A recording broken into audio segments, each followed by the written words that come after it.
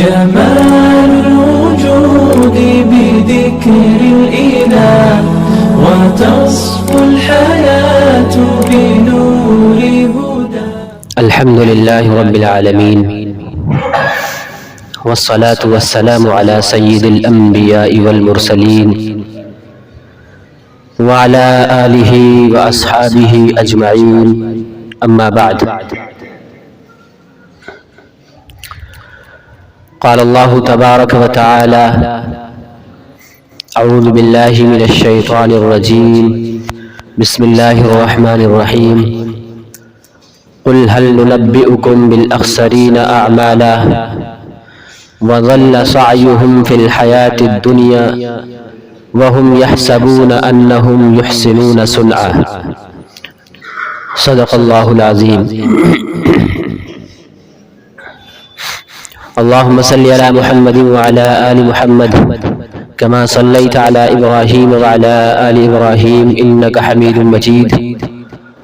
اللهم بارك على محمد وعلى آل محمد كما باركت على إبراهيم وعلى آل إبراهيم إنك حميد مجيد. محترم بزرگوں اور دوستو، یہ ہمارا جو وقت گزر رہا ہے بہت ہی قیمتی وقت ہے.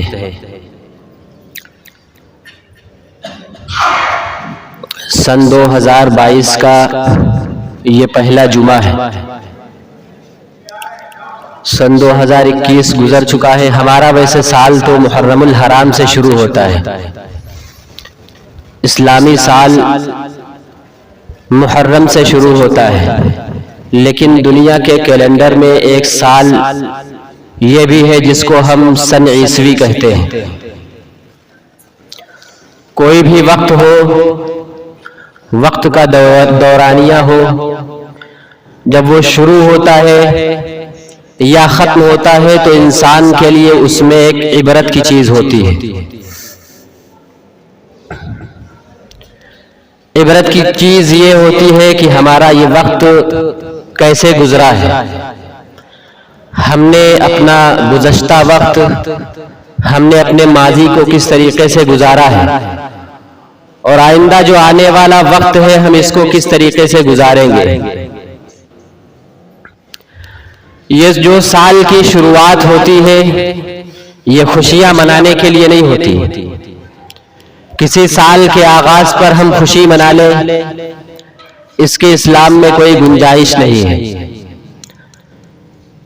بلکہ اگر دیکھا جائے تو حقیقت یہ ہے کہ زندگی کا ایک سال کم ہو گیا ہے. ہماری زندگی میں ایک سال کم پڑ گیا ہے.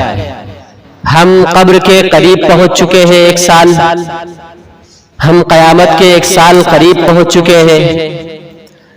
ہمیں خوشی نہیں بلکہ ہمیں سوچنا چاہیے اور ہمیں غور کرنا چاہیے اور ہمیں ڈر جانا چاہیے کہ ہم نے اپنی پچھلی زندگی کس طریقے سے گزاری ہے.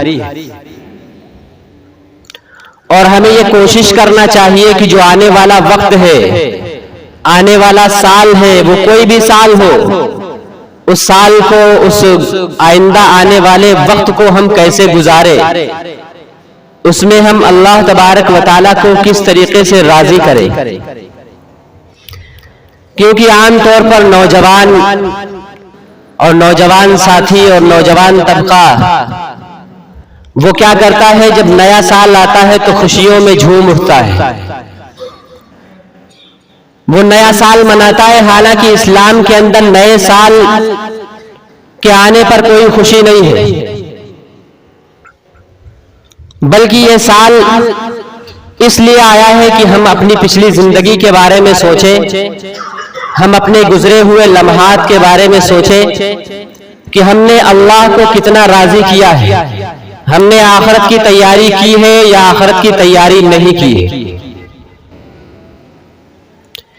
کیونکہ یہ جو وقت اللہ تبارک و تعالیٰ نے ہم کو دیا ہے یہ بڑا قیمتی وقت ہے. اگر ہم نے اس وقت کو یوں ہی گزار دیا دنیا کے کاموں میں، دنیا کی مشغولیت میں، اور ہم نے اللہ تبارک و تعالیٰ کو راضی نہ کیا، تو یہ جو دنیا کے اندر وقت ہمیں دیا گیا ہے اس میں ہم خسارے میں رہیں گے، گھاٹے میں رہیں گے. اور یہ سال کا منانا اور نئے سال پر مبارکباد دینا، اور جس کو آج کے زمانے میں سالگرہ کہتے ہیں یعنی برتھ ڈے منانا کہ ایک سال ہمارا پورا ہو گیا ہے، اب ہم کو کیک کاٹنا ہے اپنے بچے کا یا بچی کا، یہ غیروں کا طریقہ ہے، اس کا بہت رواج چل پڑا ہے دیندار گھروں میں بھی اور جن گھروں میں دین نہیں ہے ان گھروں میں بھی، کہ جب کسی بچے کا ایک سال پورا ہوتا ہے تو خوشیاں مناتے ہیں، پروگرام کرتے ہیں، جس کو آج کی زبان میں برتھ ڈے کہا جاتا ہے کہ برتھ ڈے منایا جا رہا ہے۔ تو یہ اسلام کا طریقہ نہیں ہے، یہ غیروں کا طریقہ ہے، یہ انگریزوں کا طریقہ ہے، یہ یہودیوں کا اور عیسائیوں کا طریقہ ہے۔ اور نبی اکرم صلی اللہ علیہ وسلم نے ارشاد فرمایا من تشبہ بقوم فہو منہم، کہ جو قوم بھی، جو لوگ بھی کسی دوسرے طریقے کو اختیار کرے، دوسری قوم کے طرز پر چلے، ان کی روش پر چلے، تو ان کا شمار بھی انہی میں ہوتا ہے۔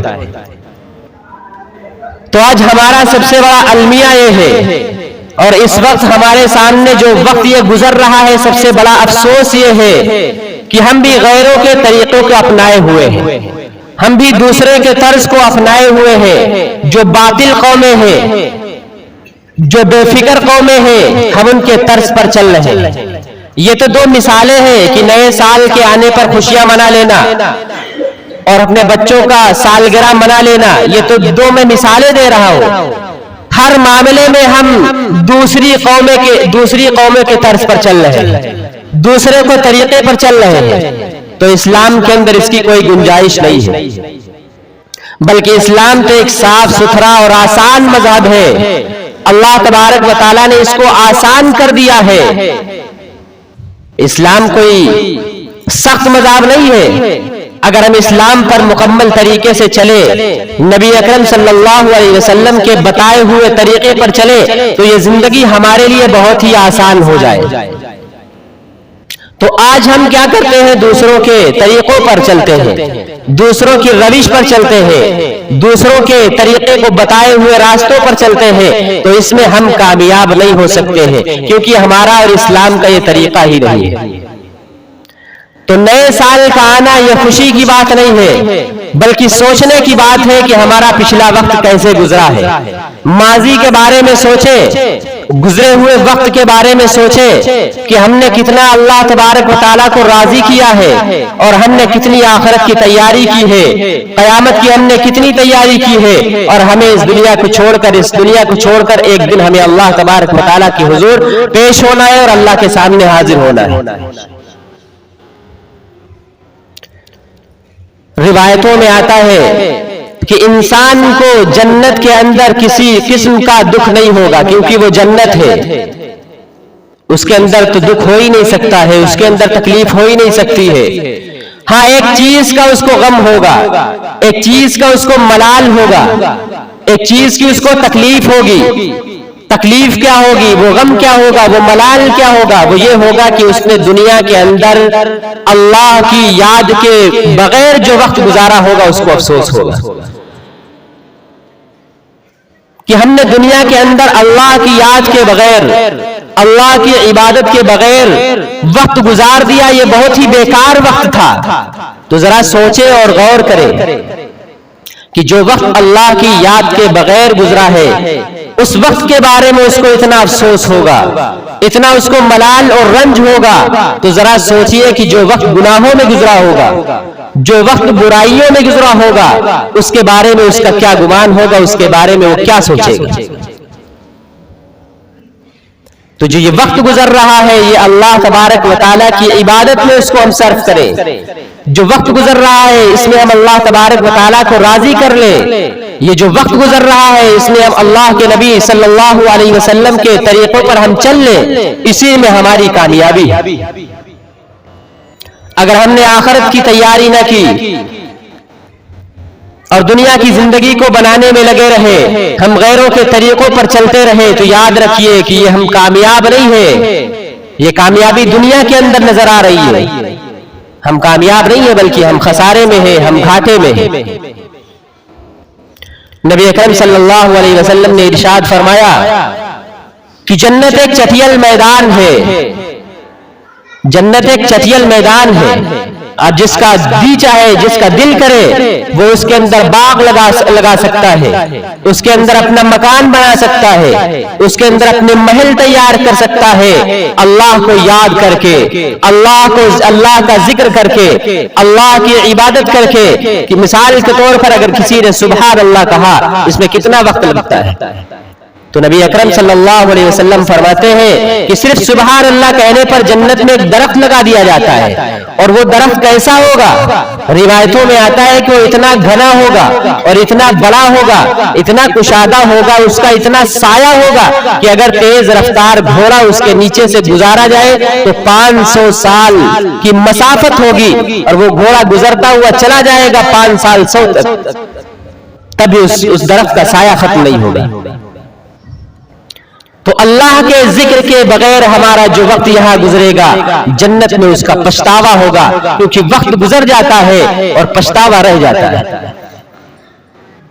تو جو یہ وقت اللہ تبارک و تعالی نے ہم کو دیا ہے، اس میں ہم دنیا کی زندگی بنانے کے بجائے آخرت کی زندگی بنا لیں، آخرت کی ہم فکر کر لیں. ابھی جو میں نے آیت پڑھی تھی آپ کے سامنے، قُلْ هَلْ نُنَبِّئُكُمْ بِالْأَخْسَرِينَ أَعْمَالًا، اللہ تبارک و تعالیٰ قرآن مجید میں فرماتا ہے کہ اے نبی صلی اللہ علیہ وسلم آپ کہہ دیجئے. کس سے؟ ہم سے اور آپ سے، یعنی امت محمدیہ سے کہہ دیجئے. کیا میں تمہیں نہ بتاؤں کہ اعمال میں سب سے زیادہ خسارے والے کون لوگ ہیں؟ اعمال میں سب سے زیادہ نقصان والے کون لوگ ہیں؟ قُلْ هَلْ نُنَبِّئُكُمْ بِالْأَخْسَرِينَ أَعْمَالًا ضل سعیکم فی الحیات الدنیا، وہ لوگ ہیں جن لوگوں نے دنیا کے اندر ایسے کام کیے، یعنی دنیا کی زندگی تو بناتے رہے اور آخرت کی زندگی کو بھلا دیا. یہ لوگ سب سے خسارے میں ہیں. وہم یحسبون انہم یحسنون صنعا، اور وہ کیا سمجھتے رہے؟ اور وہ سمجھتے رہے کہ ہم تو کامیاب ہیں، ہم تو بڑا اچھا کام کر رہے ہیں. تو یہ لوگ کامیاب نہیں ہیں بلکہ یہ ناکام ہے. کامیاب وہی ہے، کامیاب وہ لوگ ہیں جنہوں نے آخرت کی تیاری کی، جنہوں نے آخرت کی زندگی بنا لی، یہ لوگ کامیاب ہیں. تو خلاصہ یہ ہوا کہ دنیا چند روزہ ہے، یہ دنیا ہم سے چھوٹ جائے گی، ہم دنیا کو چھوڑ دیں گے، اور باقی رہنے والی زندگی آخرت کی زندگی ہے.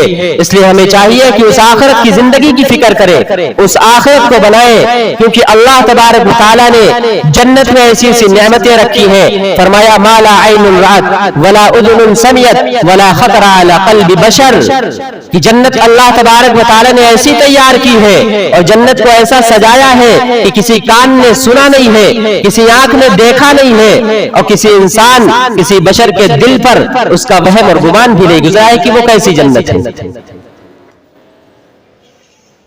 تو دنیا کی تکلیف تو فانی ہے، ختم ہونے والی ہے، اور جنت کی جو راحتیں ہیں، جنت کی جو نعمتیں ہیں، وہ ہمیشہ ہمیشہ کی ہے، باقی رہنے والی ہے.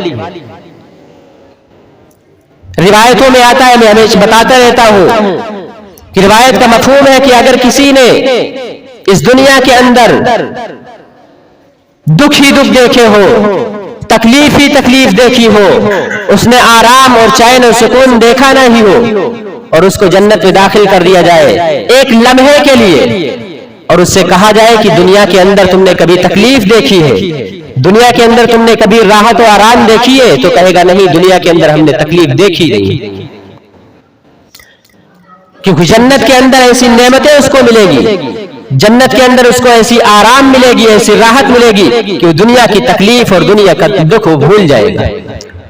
اور اگر کسی نے دنیا کے اندر راحت و آرام کے ساتھ زندگی گزاری ہے، چین کے ساتھ زندگی گزاری ہے، سکھ کے ساتھ زندگی گزاری ہے، اور ایک لمحے کے لیے اس کو جہنم میں ڈال دیا جائے اور اس سے کہا جائے کہ دنیا کے اندر تم نے کبھی راحت و آرام دیکھی ہے؟ تو کہے گا نہیں، راحت و آرام تو ہم جانتے نہیں کس کو کہتے ہیں.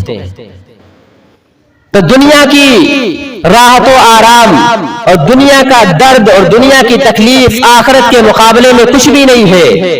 تو اس لیے ہمیں چاہیے کہ ہم آخرت کی فکر کریں، ہم دنیا کی فکر نہ کریں، کیونکہ دنیا تو یہ ضرورت ہے، ہم ضرورت کے مطابق اسے استعمال کریں، ضرورت کے مطابق اس کو کمائیں، لیکن اس کو مقصد نہ بنائیں۔ مقصد ہمارا ہونا چاہیے وہ آخرت کی زندگی اور آخرت کی زندگی کو سنوارنا۔